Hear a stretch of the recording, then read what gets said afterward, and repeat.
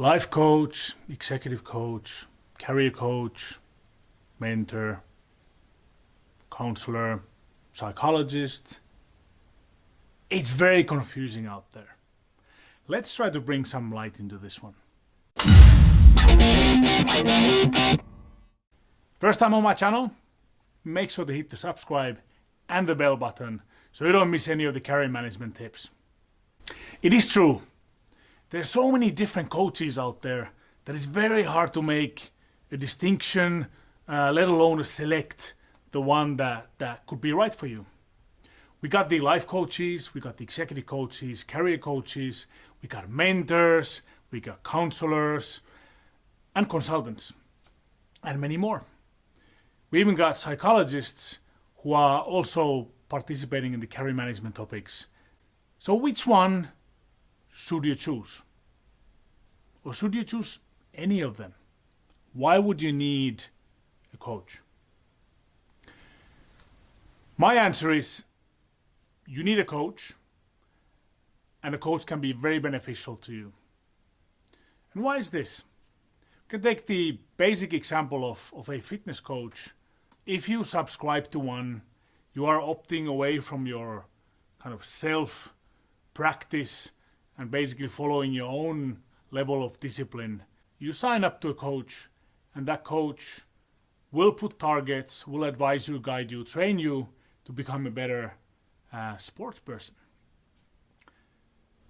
If the coach is good, and if you put in the work, you are pretty much guaranteed to get results. If the coach is bad, or if you don't put the effort in, you don't get results.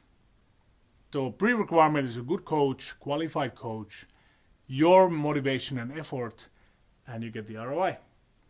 Same applies to your career management or life coaching or any other coaching itself. The coach needs to be of good quality, and you need to be, first of all, open for coaching, and then you need to be willing to put in the work. Now, which one should you choose? Let's start from the big picture. And that will be the life coach. Life coach and life coaching it's a very broad concept that includes both your professional and your personal life. Life coaches generally look at your life as a whole. They start by evaluating the whole 24/7 perspective of your life. And then they start identifying big blocks that you want to change, you want to advance, to create a balance and enjoyable life. So it's really improving your life as a whole, which can be many bits and pieces.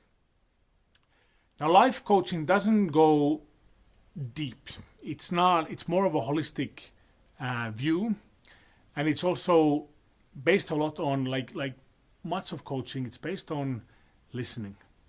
And many times just by listening, the client will get these aha moments and different approaches to his or her life. Now, what life coaching doesn't do is to go deep, for example, in careers, particular sectors, or what you need to do with your careers. That is left for the other ones. Secondly, there will be the executive coaching. Executive coaching is particular in a way that it's always professional. It links to a particular topic. It's about learning. It's about gaining a new skill. This could be, for example, improving your communication skills, presentation skills, time management, leading matrix organizations, different skills that you need to excel in your current position and to advance and to grow as a professional. Here, the time is normally limited. It's a fixed time. It could be a number of sessions. Corporate might be contracting a coach, executive coach for once a month for a year. Time is limited and it's fixed. And also particular is that executive coach doesn't necessarily need to be an expert in the industry where the coaching takes place, or the candidate's industry. Executive coach role is normally to help the client to fill the gaps, identify new skills that need to be picked up, and to grow as a professional. Thirdly, there will be the case of mentors. Now, mentors and executive coaches are frequently misunderstood, but their roles are quite different. A mentor normally comes from that particular industry where the client or the mentee is working at. Let's say automotive industry. A mentor will be a senior executive, somebody who's very experienced in the automotive industry. The relationship is very deep. Many times these relationships go for years. They might be paid, they might be unpaid, they might start as a paid, but evolve into a kind of a professional, personal relationship where the mentor actually likes personally to mentor the professional, and money becomes a side, But this is really case by case basis.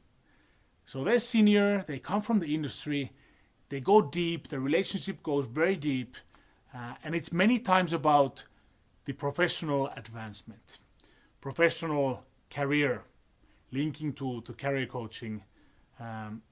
It's very deep, and many times particular problems or issues that the client is facing are discussed in this instances. Office politics, decision making, also when it comes to career development, mentors normally have a very good overview and even personal contacts on the industry players. And mentoring really, it's an open-ended normally when it comes to time, which separates it more from the executive coaching. Now fourth, there's the Carey Coaching. Now Carey Coaching is always focused on professional development, advancement, and how one can take their professional journey in an advanced way and in the best way. Now Carey Coaching can be happening inside the organization, focusing on inside the organization development and advancement. Carey Coaching can also take place looking at outside positions and a work change, industry change, company change. Carey Coaching can also be looking at complete transformations where somebody will change geographies, industries, or functions, either within the existing company or outside.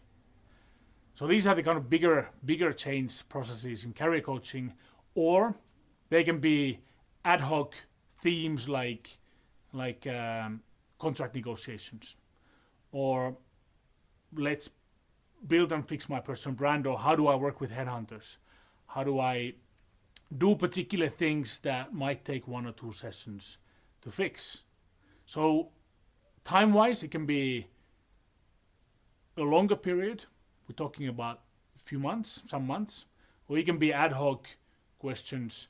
And these are typically cyclical. When there's changes in the careers, then you would have the counselor. Counselor is frequently mentioned. Personally, I think it's an old word for Carey Coaching. It's more of a, we had the school counselors, we still have them, but they have a bit of a notation of being, I'm going to tell you what you can do and then you select. Or I'm going to lay out the options and that's it. Sometimes you also see psychologists being involved in the career management processes, evaluations, and even coaching. I respect them a lot for what they do, but I would draw a line when a situation requires career coach as to advance, explore, execute plans, look for targets, grow. And then when the situation is so kind of stressing already that the stress is causing trouble for the candidate. So these are the main types of coaching out there.